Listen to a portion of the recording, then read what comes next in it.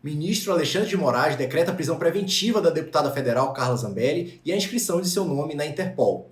Meu nome é Matheus de Oliveira Santana, sou promotor de Justiça do Ministério Público do Estado do Amazonas e professor de Estratégia Carreira Jurídica.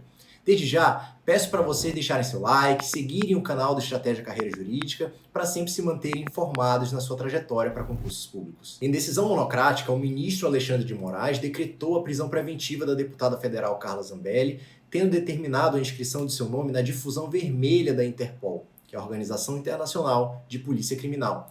Nesse vídeo, nós vamos analisar em que contexto processual se deu essa decisão, quais foram seus fundamentos, os aspectos constitucionais da prisão preventiva para parlamentares, a legitimidade dos bloqueios das redes sociais da deputada e a possibilidade de extradição de Carla Zambelli em caso de prisão no exterior. Então vamos lá. Primeiramente, em que contexto processual se deu essa decretação da prisão preventiva? Em 16 de maio de 2025, o STF condenou por unanimidade a deputada federal Carla Zambelli a pena de 10 anos de reclusão em regime fechado e 200 dias multa, além de uma indenização mínima de R$ 2 milhões a títulos de danos materiais e morais coletivos, e ainda a perda do mandato parlamentar. E por quais crimes que ela foi condenada? De acordo com o acórdão condenatório, foi comprovado que a deputada, em concurso com um hacker chamado Walter Delgatti Neto, teria invadido diversos sistemas do Conselho Nacional de Justiça, sistemas esses que são utilizados por todos os tribunais brasileiros, e teria havido também a inserção fraudulenta de diversos documentos com conteúdo ideologicamente falso, como ordens de bloqueio de ativos bancários, alvarás de soltura e mandados de prisão. Portanto, ela foi condenada pelos crimes dos artigos 299 do Código Penal, que corresponde ao crime de falsidade ideológica, sendo esse crime por 16 vezes em continuidade delitiva na forma do artigo 71 do Código Penal. Também foi condenada pelo artigo 154-A, parágrafo 2º do Código Penal, que corresponde ao delito de invasão de dispositivo informático qualificado pelo prejuízo econômico, sendo esse por 13 vezes também em continuidade delitiva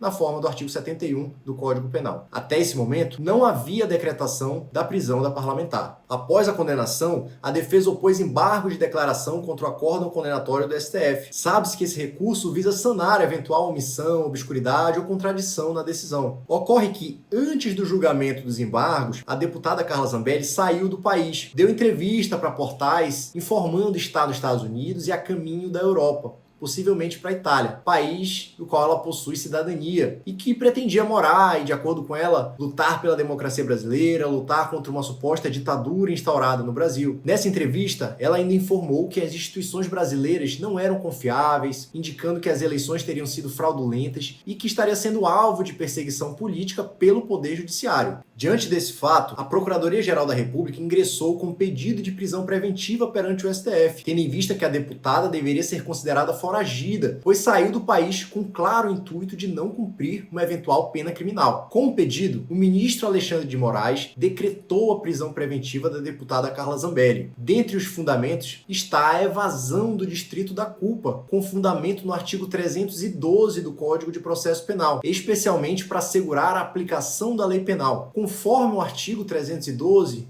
do Código de Processo Penal, a prisão preventiva pode ser decretada como garantia da ordem pública, garantia da ordem econômica, por conveniência da instrução criminal ou para assegurar a aplicação da lei penal quando houver prova da existência do crime e indício suficiente de autoria e de perigo gerado pelo estado de liberdade do imputado. Conforme o entendimento do ministro Alexandre de Moraes, seria inequívoca a natureza dessa viagem para a Europa, que teria o único objetivo de se furtar a aplicação da lei penal em razão da proximidade do julgamento dos embargos de declaração opostos contra o acórdão condenatório e a iminente decretação da perda do mandato parlamentar. Vale ressaltar que se trata de um decreto de prisão cautelar, ou seja, uma prisão processual, não se tratando aqui de uma prisão definitiva, pelo menos por hora. Além da decretação da prisão, foi determinado o bloqueio dos passaportes da deputada, bloqueios de bens, contas bancárias, investimentos, veículos, imóveis, tudo isso visando garantir o pagamento das multas e reparação dos danos causados, fixados em R$ 2 milhões.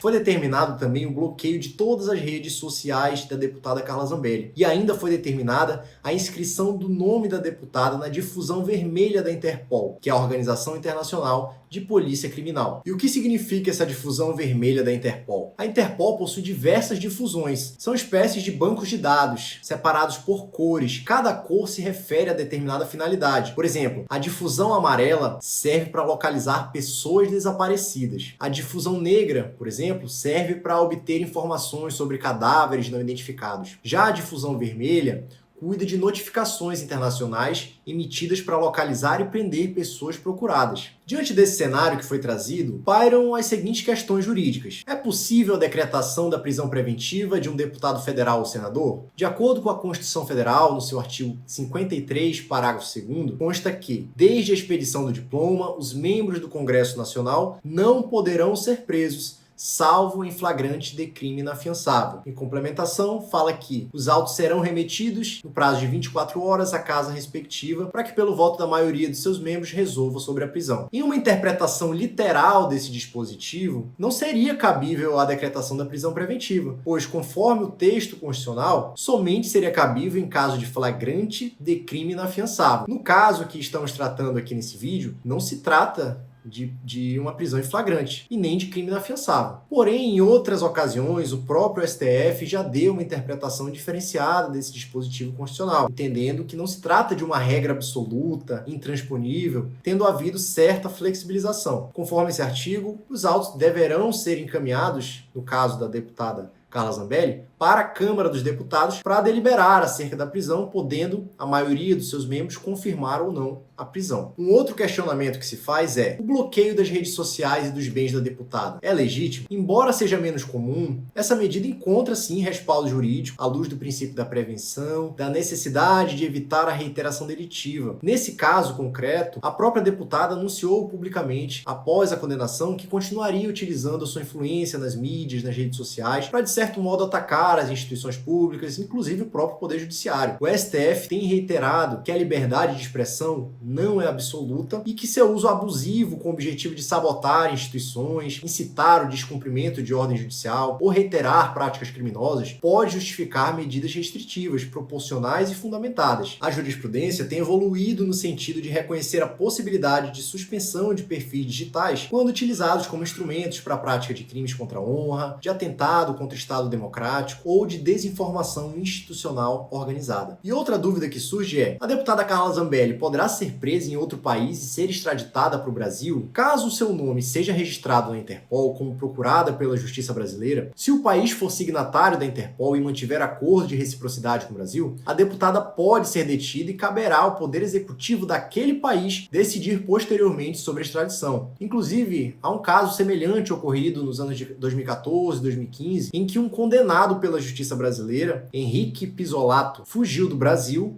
para a Itália após ser condenado por corrupção no caso do Mensalão. Ele foi preso em 2015 na Itália e extraditado para o Brasil. Então, depois de toda essa análise, o que você achou dessa decisão? Você concorda com essa decisão do ministro Alexandre de Moraes? Comenta aqui embaixo a sua opinião. Siga o Estratégia Carreira Jurídica. Me siga também nas redes sociais, @MatheusOliveiraMP, para você sempre ficar por dentro das notícias mais relevantes do cenário jurídico. Um grande abraço e sucesso nos estudos!